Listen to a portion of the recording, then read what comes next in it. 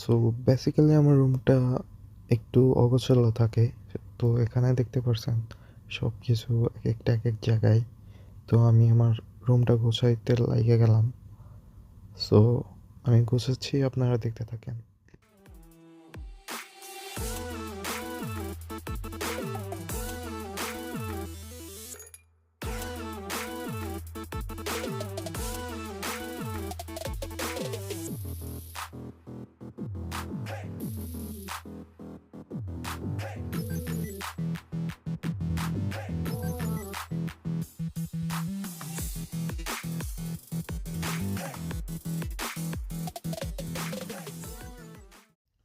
So এখন dress পরে ready হচ্ছি বের হওয়ার জন্য। সো বের হয়ে দেখা হচ্ছে।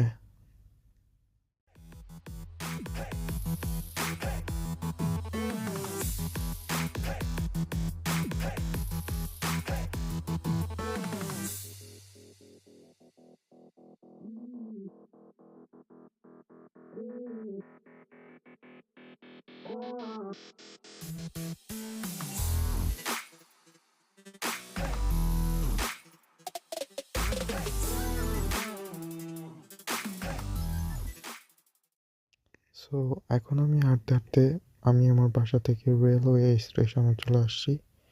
এটা আমার বাসা থেকে 30 মিনিট দূরে। সো এখন আমি যাব হচ্ছে লন্ডনে হোয়াইট চ্যাপেলে, সেখানে যে কথা হচ্ছে আবার। সো এটা হচ্ছে ট্রেনের ভেতরের অংশ। আমি আপনাদেরকে রিয়েল লাইফ একটা এক্সপিরিয়েন্স দিতে চাইতেছি। এই ইউকে ট্রেনগুলোর ভেতরের অংশ দেখতে কেমন হয় সেটা এটার মাধ্যমে দেখতে পারবেন।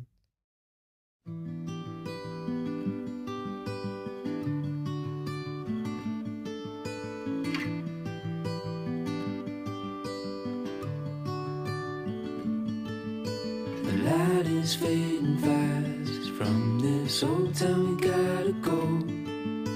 Our bags are packed, so what we waiting for? There's no point in delaying what we both already know.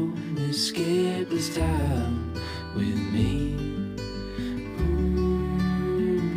Escape this time with me.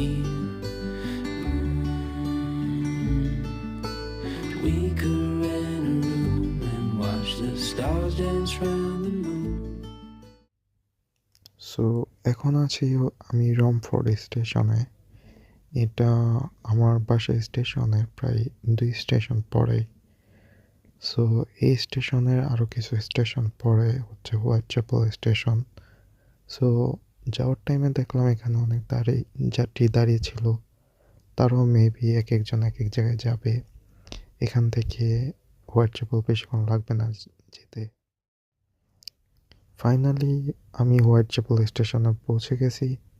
এই স্টেশনে একটা এলিভেটর আছে যেটা লম্বালম্বি মাটির নিচে, এবং এটা দিয়ে আমরা উপরে চলে যাব প্ল্যাটফর্মে। সেটা এখন আপনারা দেখতে পারবেন।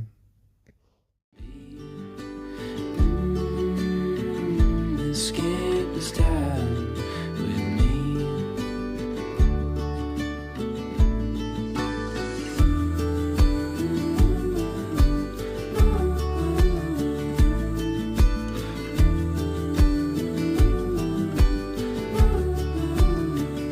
Escape this time with me.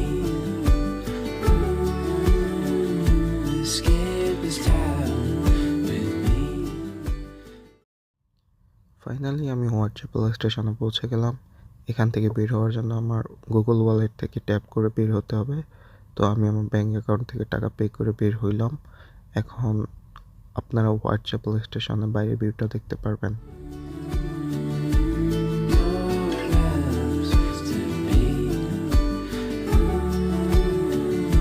Escape this time with me.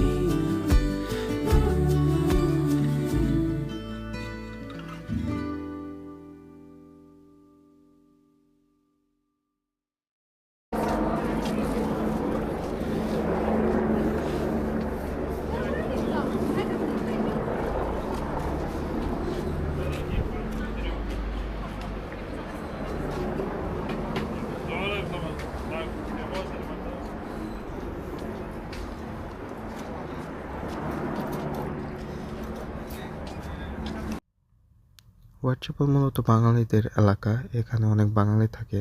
আমার আশেপাশে যে টেম্পোরারি দোকানগুলো দেখতেছেন, এগুলা সন্ধ্যা পর্যন্ত খোলা থাকবে। তারপর সবগুলো ভ্যানিশ হয়ে যাবে। সিটি কর্পোরেশন থেকে রুলস নেই সন্ধ্যা 6টার পর এখানে বসার জন্য।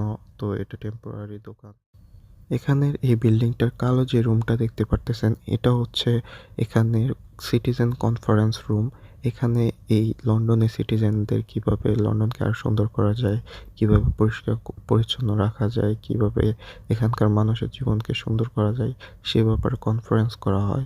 সো সিভিক সেন্স বাড়ানোর জন্য এই ধরনের রুম খুবই কার্যকর লন্ডনে। এটা আমাদের দেশে অ্যাপ্লাই হয় না যদিও।